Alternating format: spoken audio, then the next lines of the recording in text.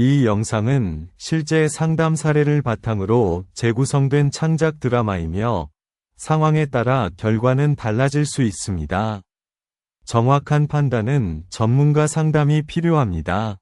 빚이 6,300만 원입니다. 그런데 회사에 급여 압류 통보가 들어가는 건 내일 오전입니다. 이 남자는 가족에게 아직 아무 말도 하지 못했습니다. 새벽 4시 30분 어두운 버스 차고지. 김태수가 운전석에 앉아 출근 준비를 하고 있다. 핸드폰 화면에는 은행 문자 알림 여러 개가 뜬 채로 켜져 있다. 작게 중얼거리며 내일이면 회사에 알려지는 거지. 급여 압류 예정 통지, 국민은행, 신한은행, 우리은행 김태수 씨, 52살, 28년째 같은 노선을 모는 버스 기사입니다. 한 달 급여 270만 원. 여기서 이제 3분의 1이 압류됩니다. 김태수가 버스 시동을 걸며 백미러를 본다. 거울에 비친 그의 얼굴은 수척하고 눈가에 다크서클이 짙다. 떨리는 목소리로 100만 원도 안 되는 돈으로 어떻게 내 식구가 살지. 이 남자는 지난 3년간 카드 돌려막기를 해왔습니다. 처음엔 300만 원이었던 빚이 지금은 6천만 원을 넘었습니다. 3년 전 봄, 밝은 표정으로 버스를 운전하는 김태수의 모습. 3년 전 딸 민지가 대학에 입학했을 때만 해도 그는 자랑스러운 아버지였습니다. 밝게 웃으며 우리 딸, 정말 대단하다.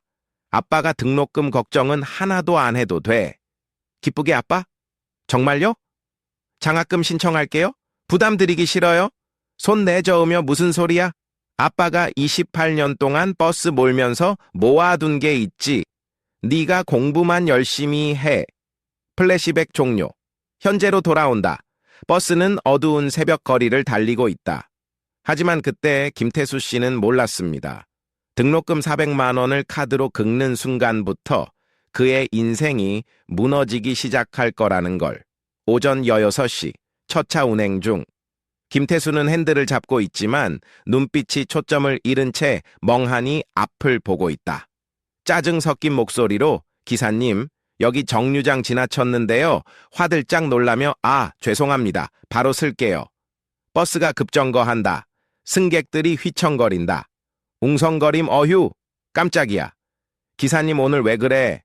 고개 숙이며 죄송합니다. 정말 죄송합니다. 점심시간. 버스 차고지 휴게실. 김태수는 도시락을 펼쳐놓았지만 손을 대지 않고 핸드폰만 들여다보고 있다. 그의 핸드폰에는 매일 같은 문자가 옵니다. 핸드폰 화면 클로즈업, 핸드폰을 쥔 손이 떨리며 어떡하지 진짜 어떡하지 동료 기사 한 명이 옆에 앉는다. 걱정스럽게 태수 형, 요즘 안색이 너무 안 좋은데 무슨 일 있어? 억지로 웃으며 아니야. 그냥 좀 피곤해서. 요즘 잠을 잘 못 자서 그래. 고개를 끄덕이며 형도 나이가 우리 같은 나이 되면 몸이 예전 같지 않잖아. 건강 챙겨 진짜. 고개 숙이며 그래 고마워. 말하고 싶었습니다. 누군가에게라도 말하고 싶었습니다. 하지만 입이 떨어지지 않았습니다. 오후 4시 버스 운행 종료. 김태수가 차고지에서 버스를 주차하고 있다. 그때 관리부 박 과장이 다가온다.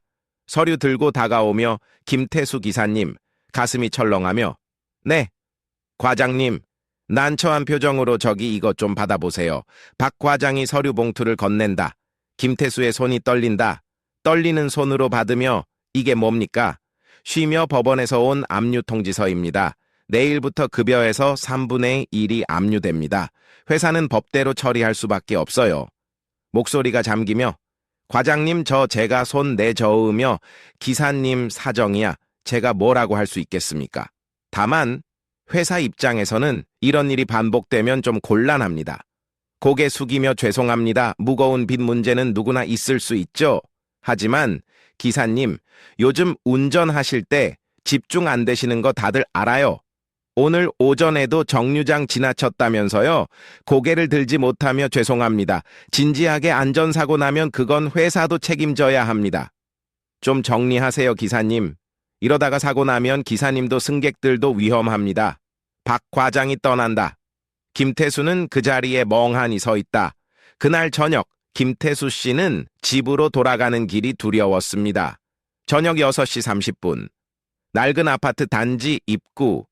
김태수가 천천히 걸어오고 있다. 손에는 압류 통지서가 든 봉투를 쥐고 있다. 중얼거리며 어떻게 말하지, 뭐라고 말하지, 아파트 계단을 오르는 김태수. 발걸음이 무겁다. 집 앞에 도착했지만 문 앞에서 한참을 망설인다.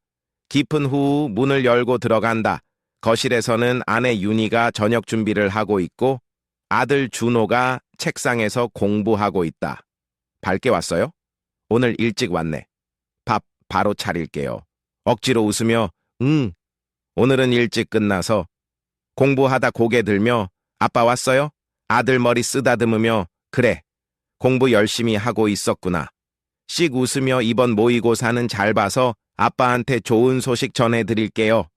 목이 메이며 그래 우리 아들 최고야. 김태수가 방으로 들어가려는데 아내가 부른다. 부엌에서 여보 민지가 아까 전화했는데 다음 주에 취업 면접 본대요. 정장 사야 한다면서요. 굳은 표정으로 정장. 밝게 그래도 싼 거 사면 20만 원이면 될 것 같아요. 우리 딸 첫 면접인데 좋은 거 입혀야죠. 가슴이 조여오며 그래. 웃으며 당신 월급 들어오면 바로 사러 가자고 했어요. 고개 돌리며 알았어. 김태수 씨는 그날 밤을 꼬박 세웠습니다.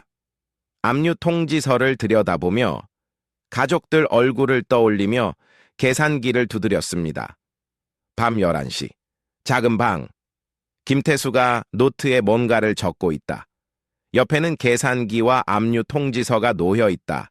노트에 적으며 중얼거림 월급 270만 원. 여기서 압류 90만 원 남는 건 180만 원. 김태수가 고개를 감싼다. 떨리는 목소리로 집세가 60만 원, 공과금에 통신비에 애들 학원비 180만 원으로 어떻게 노트를 던지고 침대에 들어 눕는다. 천장을 멍하니 바라본다. 그는 이미 알고 있었습니다. 이대로는 안 된다는 것을, 뭔가를 해야 한다는 것을. 새벽 2시. 김태수가 핸드폰을 켜고 검색창에 타이핑한다. 급여 압류 막는 법 및 해결 방법, 개인 회생이란 하지만 검색창에 나오는 수많은 정보들은 그를 더욱 혼란스럽게 만들 뿐이었습니다. 다음 날 아침 6시. 버스 차고지. 김태수가 버스에 올라타며 또 핸드폰을 확인한다. 문자 한 통이 와 있다. 첫 압류 집행 완료, 국민은행 압류 금액 90만 원 허탈하게. 벌써 그때 동료 기사 한 명이 다가온다. 작게 속삭이며 형 혹시 급전 필요해? 내가 아는 데가 있는데 신용등급 낮아도 빌려준대. 고개 들며 정말? 고개 끄덕이며 대신 이자가 좀 세. 월 3% 정도. 망설이며 3%면 한 달에 손 내저으며 형. 그래도 지금 급한 불 끄려면 어쩔 수 없잖아. 다른 데는 문도 안 열어줄걸? 김태수 씨는 그 순간 흔들렸습니다. 그리고 가장 잘못된 선택을 했습니다. 그날 오후, 김태수가 낡은 건물 2층 작은 사무실에 앉아 있다. 맞은편에는 대부업체 직원이 서류를 내밀고 있다. 빠르게 설명하며 2천만 원 대출이시죠? 월이자 3%면 한 달에 60만 원입니다. 3개월만 제때 갚으시면 신용등급 관리 들어가고요. 서류를 보며 이걸로 카드빚 좀 막을 수 있을까요? 웃으며 당연하죠. 2천만 원이면 급한데 다 막으시고도 남죠. 서명 여기다 해주시면 바로 입금 들어갑니다. 펜을 들며 김태수가 서명하려는 순간 손이 멈춘다. 작게 그런데 제가 지금 급여 압류도 당하고 있는데 이걸 갚을 수 있을까요? 손살에 치며 아이고 그런 걱정 마세요. 나중에 갚기 힘들면 연장도 되고요. 일단 급한 불부터 끄세요. 김태수 씨는 그 말을 믿었습니다. 아니 믿고 싶었습니다. 김태수가 서류에 서명한다. 직원이 환하게 웃는다. 밝게 내. 감사합니다. 30분 안에 입금 확인하실 수 있습니다. 사무실 밖. 계단을 내려오는 김태수. 핸드폰을 확인하자 2천만 원 입금 문자가 와 있다. 핸드폰 보며 이걸로 좀 숨통이 트이겠지. 하지만 그것은 착각이었습니다. 한 달 후. 같은 버스 차고지 휴게실. 김태수가 계산기를 두드리며 얼굴이 창백하다.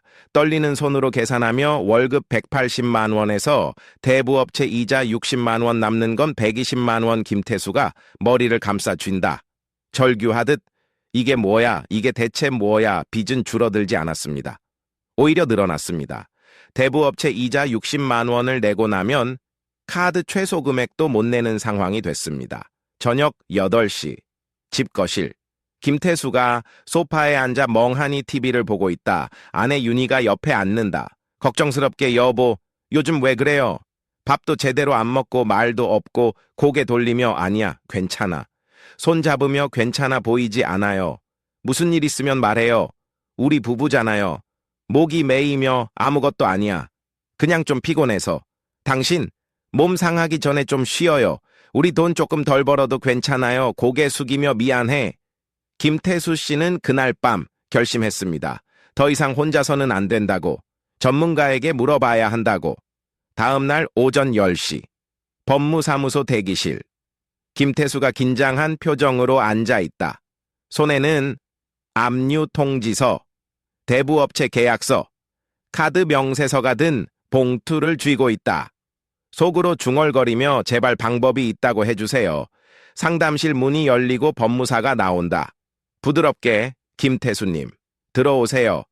김태수가 상담실로 들어간다. 법무사가 맞은편에 앉는다. 서류 받으며 어떤 상황이신지 말씀해 주세요. 떨리는 목소리로 저 빚이 6천만 원 넘습니다. 카드 빚에 대부업체 빚까지 급여 압류도 당하고 저 이제 어떻게 해야 하나요? 김태수가 봉투에서 서류들을 꺼내 책상 위에 올려놓는다. 법무사가 하나씩 확인한다. 서류 보며 카드빚 4,300만 원, 대부업체 2천만 원, 그리고 은행 마이너스 통장 고개 숙이며 제가 정말 바보같이 대부업체에서 또 빌렸습니다. 그게 더 화를 키웠어요. 고개 끄덕이며 네, 많은 분들이 그렇게 하십니다.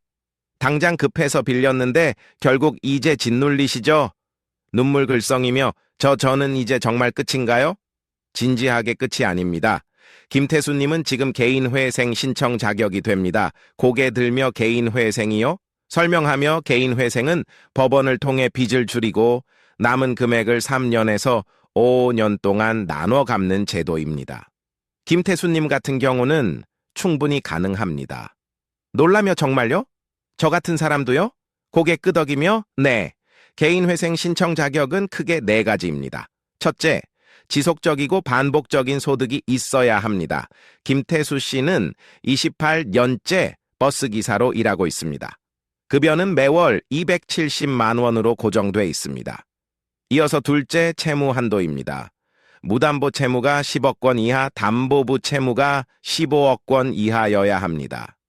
안도하며 저는 6천만 원이니까 괜찮겠네요. 미소 지으며 네, 전혀 문제 없습니다.